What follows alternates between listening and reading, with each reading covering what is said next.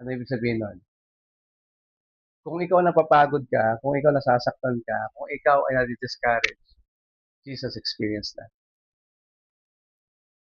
Itong word na to will tell you how human Jesus is. Kasi kaya nagawa ni Jesus yun kasi God siya eh. Kasi may power siya eh. Kasi holy siya. Kaya napagtagumpayan niya yung pagsubok niya sa buhay. Hindi. Dinemonstrate ni Jesus na 100% human siya. Kung kaya niya, kaya mo. Kaya natin. It's a matter of decision and commitment. Hello. So nakaranas si Lord, natatandaan niyo, nakatulog siya sa bangka. Tama? Nagutom siya. Tama? Nauhaw siya. Nung sinasaktan siya, sumisigaw siya. So he experienced everything that human can experience. But he set an example. And they put gall in my food and gave me vinegar. It's also a prophecy. And Psalm 69:21. Now, just to see, no, for the Jew to see that he is really the Messiah, the prophesied one. So, yun. But for me, nung nakita ko to, na-realize ko, oo nga, no, we've been complaining, tao lang ako, nagkakamali, tao lang ako. Tingin nyo ba, saan nanggaling yung word na yun, na tao lang ako? Galing din sa tao. It's just a reason to escape from responsibility. Tao lang ako, napapagod din ako. Tulad mo, napapagod din ako. Totoo, tao din siya. But he conquered sin. And he lived a pleasing life to the Father. So, pinapakita ni Lord dito na naramdaman ko lahat ng naramdaman. Kaya wala kang pwedeng i-excuse sa akin sa pag. Hello? Kung napagod ka, namblema ka, alam niyo ba si Lord namblema rin? Nalala niyo nagpapakain siya ng 5,000 people? Wala naman silang pagkain eh. Sa sobrang walang pera si Lord, tumawag pa siya ng bata. Pwede ba hiramin ko muna yung ano mo? So, nangutang si Lord sa bata ng 2 isda at saka ano, 5 skyflakes. Tama ba? Diba? 2 tuna. Diba? 2 century saka 5 skyflakes. Imagine, Jesus on that time doesn't have any money. And tinutusan niya pa si Peter kumuha ng coin sa bibig ng fish. Nakuha niyo? And dahil wala silang pera, even the disciples doesn't have money. And that is the reason why Judas sell Jesus for 30 pieces of silver. So kung naghihirap din si Lord. Pero he never missed the opportunity, di ba, to walk in the path of righteousness. So I curse. Next. Okay, the 6th one, it is finished. Meaning or completion of redemptive work, atonement, and atonement accomplished.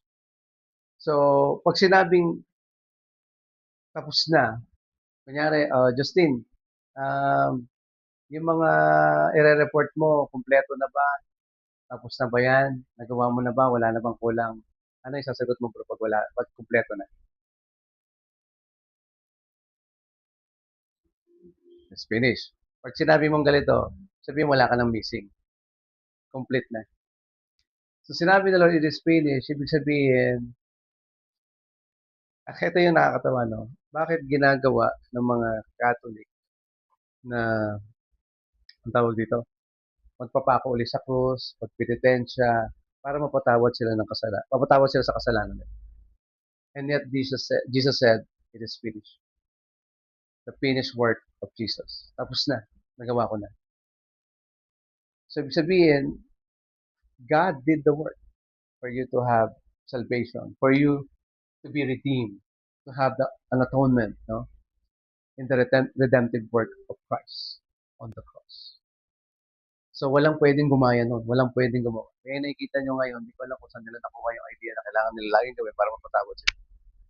Ito lang nakakatawa. Tingnan nyo pagka human effort yung ginawa. Nakita niyo ba yung mga nagpepenitensya tapos nagpapapako sa cross? After nun, anong ginagawa nila? Yun. May nabago ba? Wala. Ano lang? Panlabas lang lahat. Pero tayo, God is working in us. Diba? God is changing our lives from darkness to light. Di ba? Ano yung mga word natin? From broken to whole, from rebellion to submission. That's our life. Tama? And dati yung buhay mong magulo, buhay mong maraming ginagawang mali. And then God changed you every day by day. Inaayos ka ng Lord, binabago ng Lord, kaisipan mo, pananalita mo, especially yung pamumuhay mo until the day of the Lord. Ito yung kinakanta natin, binabago mo ako araw-araw. Totoo yun. Hindi ang pagbabago ng Diyos, hindi isang instant. God is changing you every day. Kasi every day, parang ganito, ba't ka naliligo araw-araw? William, para maging mali. Hindi, anong reason ba't ka naliligo? Kasi dumudumi ka rin. Tama? So that's the reason why we need God every day. Because sometimes, unexpectedly or unintentionally, nakakagawa ka ng mali. Pero magkaiba yung before sa ngayon. Dati, gusto mong gawin yung mali. Ngayon, may mga pagkakataon na minsan nagalit ka, nasigawan mo yung kapatid mo, magulang mo, unexpectedly kasi na outburst of anger, alam mo na hindi mo sinasadya yung mga yun. Pero, kasalanan pa rin. Pero not intentionally. Unlike before, na tinanong ko nga di ba sa Mariel last Sunday, may tanong ko sa Mariel, pag sinampal ka sa isang pisngi, ang gagawin mo, anong, ayun, hindi bibigay yung kabila, arte na lang na. So tayo, ang galing arte ni Mariel. Na? Ibig sabihin, tayo, mahilig tayo gumante. Pagka ginawan tayo ng mali, gaganti tayo kagad. Tama? Minsan yung ganti natin, doble pa kumpara dun sa ginawa. Tama? Tingnan nyo sa road rage. Nagkasagutan lang sa kalsada, maya-maya may nagbabarilan. Tama, mali. Doble kagad eh. Because that is not a spirit that comes from the Lord. That is the spirit of the world. Pero tayo, kahit na minsan nasasaktan tayo, gusto nating gumante, hindi natin magawa kasi pinipigilan tayo ng banal na spirito gawin yan. Tama, mali. Ang sabi ng Bible, the fruit of the Spirit is self-control. And then, ano yun? Love, peace, and joy. Yun yung isang bagay na kakaiba sa atin because of the finished work of God. May ginawa si Lord sa buhay mo. Hinako niya lahat ng kasalanan na dapat tayo ay nakapako sa krus. Siya yung ipinako na palit ng ating kasalanan. Diba sa Galatians 2:20, ano sabi doon? I have been crucified with Christ. Kasama ako na pa ako ni Kristo. And I no longer live, but Christ lives in me. And the life I live today, I live by faith in honoring God. Hello. Kaya dapat yung buhay natin ngayon, hindi lang ito just a tradition that we heard na, oh, 7 last word ngayon, makikinig tayo sa church. Ang tanong, like yung unang-una, forgive them for they do not know what they were doing. Jesus is defending you in the midst of his pain. Jesus is thinking about you in the midst of his suffering. And tayo bilang isang Kristiyano, whenever we experience suffering, trials, no? Ano pa, discouragement o delubyo sa buhay natin, we need to think more about God. Not anyone else. Lapit tayo dito, lapit tayo doon, lapit tayo. Ganon tayo kamahal ng Diyos. He gave His life for us as a ransom, di ba? As a payment. Ito nakakatawa, no? Alam niyo ba yung magugulat ka na lang binayaran ng isang tao lahat ng utang mo. Pero kahit hindi ka deserving, He paid for everything. Alam niyo ba yung pag binanggit ko sa It is finished, ibang translation, yung sinelyuhan na. Paid na yan. No question asked. Yung kasalanan ni William, ni Justin, wala na yan. Burado na yan. It was already been paid by the Lord. Kaya pag naintindihan niyo yun, hindi kayo mag-a-act na tawag dito ng alam mo yun, yung parang light lang, okay lang, kahit hindi ako nag-lingkod kay Lord, okay lang, kung hindi ako nakakapag-disciple, okay lang, wala ako na-evangelize, okay lang sa akin lahat yun. Hindi. Dapat hindi okay sa iyo. Look, Danilo, Princess, and William sila because of our LCM. someone preach the gospel. And they are here. Ngayon, ano trabaho natin? To nurture them with the word of God, for them to understand more who Jesus is in them. Jesus is not just a story that we heard, di ba, from school or sabihin natin other religion, but Jesus is real. And Jesus gave his life for you. That's the truth, di ba? And the question is, are you willing to give your life to the Lord? Are you willing to offer your life to the Lord? Hello? Hindi, pagka binigay ko sa buhay ko kay Lord, boring eh. Saya-saya, ang saya mag-party sa labas. Kala niya lang yun. Sabi ko nga sa inyo eh, lahat na reason nyo eh. Kasi ako naranasan ko na lahat. Pero isa pa rin talaga makikita ko eh.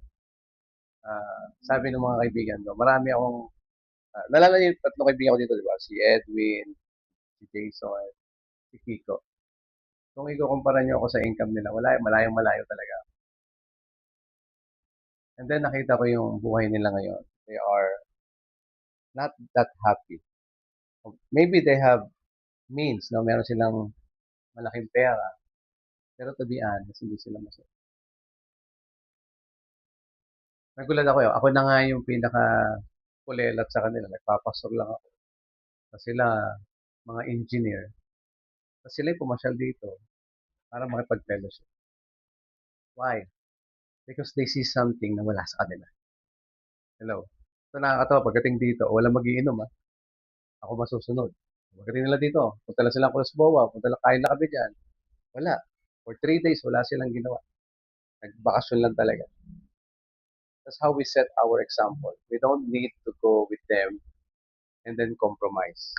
Maraming Kristiyanong ganyan eh. Pagka kasama na yung iba, nag-iiba na rin yung character. Dapat kung ano ka sa church, yun ka rin sa labas. Hello? And let us be reminded that the Lord did the finished work for us. Hello? Naintindihan nyo ba? Seryoso kayo masyado. Next, Ate Mariel, the last one, 7. Father, into your hands I commit my spirit. Meaning, trusting surrender to the Father, fulfillment of righteousness. Into your hands I commit my spirit. Deliver me, Lord, my faithful God. May pag pumasok sa word sa isip ko, deliver. Hindi yan yung parcela. Deliver me, sabihin, pinalaya or iniligtas ng Panginoon. So, the word, I commit my spirit, it means trusting and surrender everything. Pag sinabing surrender, si Lord na mag-manage ng buhay mo. Not you. Hindi na ikaw mag-decide, let the Lord decide for you. Hello? Okay, let me add how the Lord works for this committing or surrendering and entrusting everything and let the Lord decide for you. Nalala niyo yung kwento ko. Gusto ko lang itong balikan kasi naging part to ng buhay ko eh. Si Vic and Abby Garcia, lumaki sila ng mayaman and then nag-end up na muntik na magpakamatay sa dami ng utang. Remember Sabi nila, nakakotse kami pero nagbabayad kami ng gasolina, yung pera galing sa palara. Alam niyo yun, yung tig-piso na nakabalot sa ng sigarilyo. Wala na ngayon yun eh, pero dati uso yun. 10 piso, 20 pesos, ipupol dyan sa yung parang silver. Basta yung pag binuksan mo yung sigarilyo, na mayroong palara yun, yung kulay silver, doon nilalagay yung mga coins. Dati kasi hindi pa using scotch tape na ginaganon. So, ganun. So, ganun sila kahirap. And then, sabi ni Abby, dumating daw yung time na tawag dito na, yung makikita nyo to, sikat to eh. Nagulat lang ako kasi same school kami, graduate pala ng PBS to. Dumating yung point na ayaw niya nang dumilat. Pag natulog siya, gusto niya diretso mamamatay na siya sa dami ng utang. And then one day, nag-pray si Vic, yung lalaki, no, na kung mayroon pang paraan para maayos yung buhay. Kasi gusto na nila parehong mag-asawa mamatay. And then, nag-start sila mag-devotion, bumalik yung puso nila kay Lord. And then, nagsimula sila sa isang negosyo. Tapos biniless ng Lord. And then, ito yung nag-come up sa kanila. Gusto ko tingnan niyo to, especially sa mga nag-negosyo sa inyo. Ano yung unang tanong na alam namin? 4 na tanong yan.